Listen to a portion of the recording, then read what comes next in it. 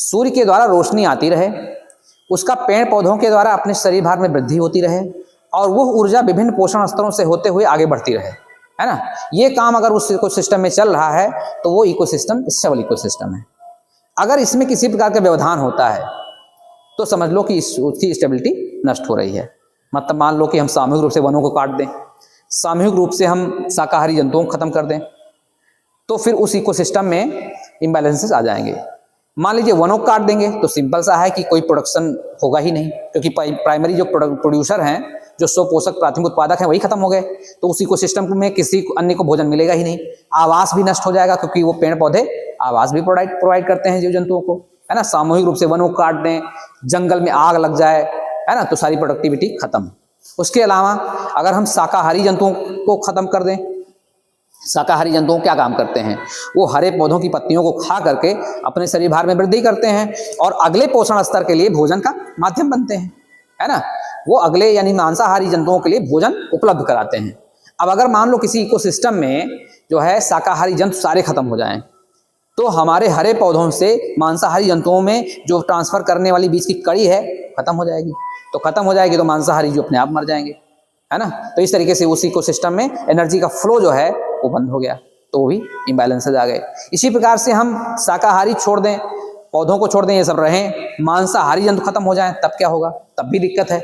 अगर मांसाहारी जंतु बिल्कुल नहीं रहेंगे तो शाकाहारी जंतुओं की संख्या धीरे धीरे इतनी ज़्यादा बढ़ जाएगी कि वो सारे पेड़ पौधों को खा जाएंगे, है ना। उनकी भोजनी पेटे नहीं भरेगा, इतनी संख्या हो गई कि सब हरे पौधे सब खत्म हो जाएंगे। बहुत ऊंचे ऊंचे हैं तो उनके लिए जिराफ उराफ आ जाएंगे, है ना, गला बढ़ा बढ़ा के खा लेंगे। तो इस तरीके से जो है उस इकोसिस्टम में, किसी भी इकोसिस्टम में, है ना, हर ट्रॉपिक लेवल के जितने जीव हैं उनकी सुचारू संख्या मात्रा सब बनी रहे, यही इकोसिस्टम की स्टेबिलिटी है ना। इन सब में किसी प्रकार की व्यवधान होने से ही इनस्टेबिलिटी यानी अस्थिरता आ जाती है इकोसिस्टम में।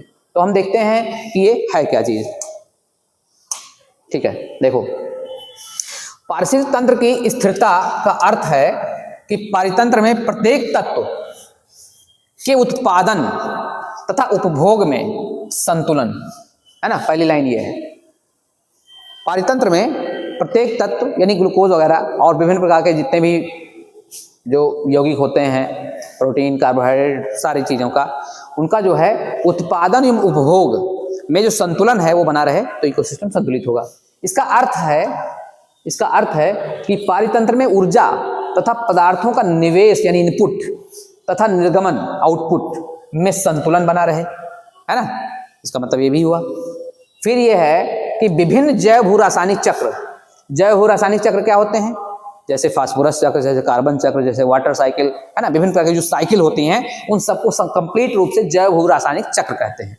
तो उन चक्र की सुचारू रूप से क्रियाशीलता, है ना, मतलब जितने भी साइकिल चलते हैं वो सब चक्र सामान्य रूप से चल रहे हैं तो समझ लो वो इकोसिस्टम ठीक है ना। क्रियाशीलता तथा समस्त तत्वों की सांद्रता की स्थिर दशा को पारिस्थितिक तंत्र की स्थिरता कहते हैं, है ना। ये बहुत कॉम्प्रिहेंसिव परिभाषा है, इसको हमने इसमें कई सारी चीज़ों को हमने शामिल कर दिया है।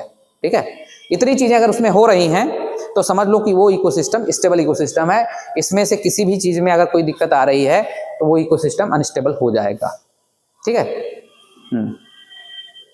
उत्पादन उपभोग में संतुलन पारिस्थितिक तंत्र में, ऊर्जा एवं पदार्थों के निर्वेश और निर्गमन में संतुलन, जैव भू रासायनिक चक्रों के संचालन में संतुलन, है ना, और विभिन्न तत्वों के सांद्रता में संतुलन, इसकी स्थिरता की दशा को इकोलॉजिकल स्टेबिलिटी कहते हैं।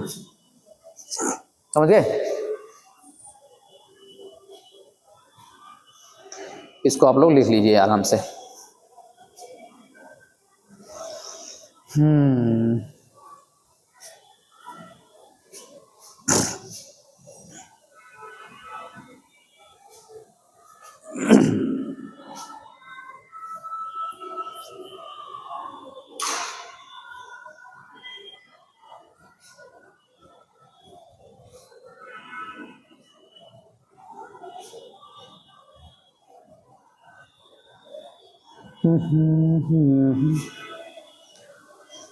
हो गया बेटा? चलिए, दिक्कत होगी तो हम भेज देंगे इसको। हाँ, क्या करें? लिख लो लिख लो लिख लो। थोड़ा सा और करिए, कोई दिक्कत नहीं है।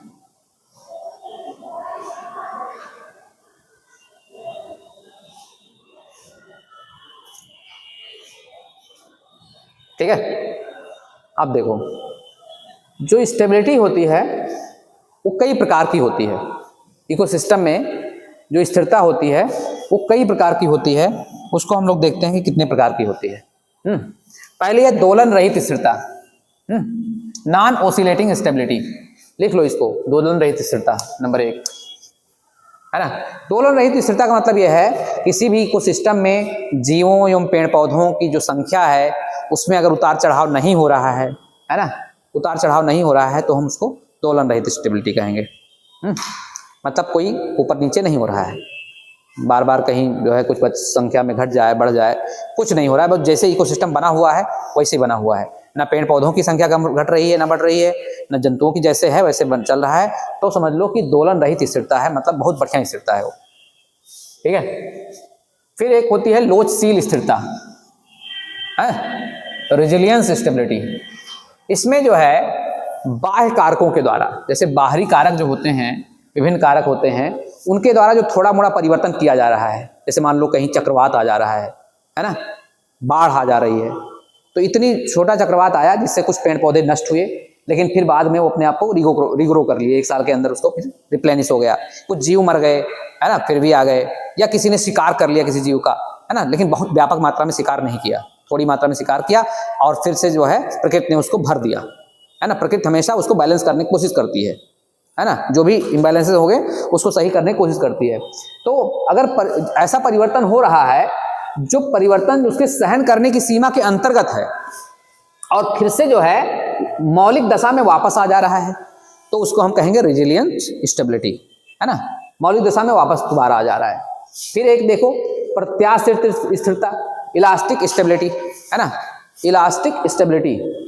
जब किसी पारितंत्र में, ये तंत्र लिखा हुआ है, किसी पारितंत्र में बृहद स्तरीय व्यवधान आ जाए, बहुत ज्यादा बड़ा व्यवधान आ जाए, अव्यवस्था पैदा हो जाए, लेकिन फिर भी इकोसिस्टम अपने आप को स्टेबल रखे, है ना, बड़ा परिवर्तन व्यापक रूप से हमने काट दिया, है ना, या बड़ा चक्रवात आ गया, सारे पेड़ पौधे नष्ट हो गए, कई सारे जीव जंतु मर गए, है ना, या शिकार हो गया, तो इस तरीके से बड़े व्यवधान आ जाएं और तब पर भी वो इकोसिस्टम अपने आप को स्टेबल कर ले जाए, तो उसको कहेंगे इलास्टिक स्टेबिलिटी। इलास्टिक मतलब काफी फैलाव आ जाए या काफी तनाव आ जाए, फिर भी वो अपने मूल जगह पे वापस आ सके, है ना, तो उसको कहेंगे हम इलास्टिक स्टेबिलिटी या प्रत्यास्थ स्थिरता।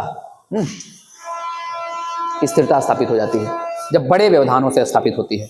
छोटे व्यवधान से स्थापित होगी तो लोचशील स्थिरता, बड़े व्यवधान से स्थापित होगी तो प्रत्यास्थ स्थिरता, है ना। और चक्रीय स्थिरता किसे कहते हैं?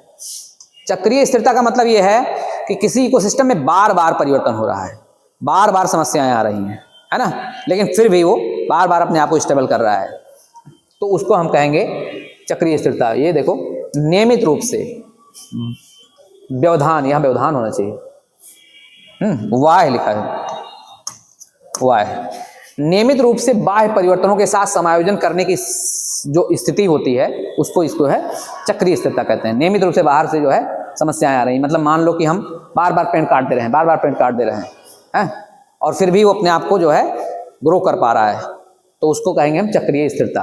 ठीक है, ये होता है स्थिरता के प्रकार। अब देखो किसी भी इकोसिस्टम जो होता है उसमें एक वर्ड आता है, ये है ना, अंतः निर्मित स्वतः नियंत्रित। ये वर्ड बहुत महत्वपूर्ण है, अंतः निर्मित स्वतः नियंत्रित, है ना, इनबिल्ट सेल्फ रेगुलेटिंग मैकेनिज्म होता है ना। प्रत्येक इकोसिस्टम में अंतः निर्मित स्वतः नियंत्रित एक जो है मैकेनिज्म होता है जिसके द्वारा वो बार बार अपनी स्थिरता की दशा को प्राप्त करता है, मतलब बाहरी व्यवधानों को लड़ता है वो, है ना। इस सिस्टम के द्वारा इनबिल्ट जो है regulating mechanism, self regulating mechanism होता है जो बाह्य कारकों के द्वारा किसी भी परिवर्तन को प्रति संतुलन स्थापित करता है ना। हर इकोसिस्टम में ये चीज पाया जाता है और इसी के कारण जो है वो इकोसिस्टम फिर से दोबारा अपने आप को स्थापित कर लेता है। तो इसको कहते हैं जो है अंतः निर्मित स्वतः नियंत्रित, है ना, मैकेनिज्म। ठीक है, तो ये हो गया स्थिरता की दशा। अब देख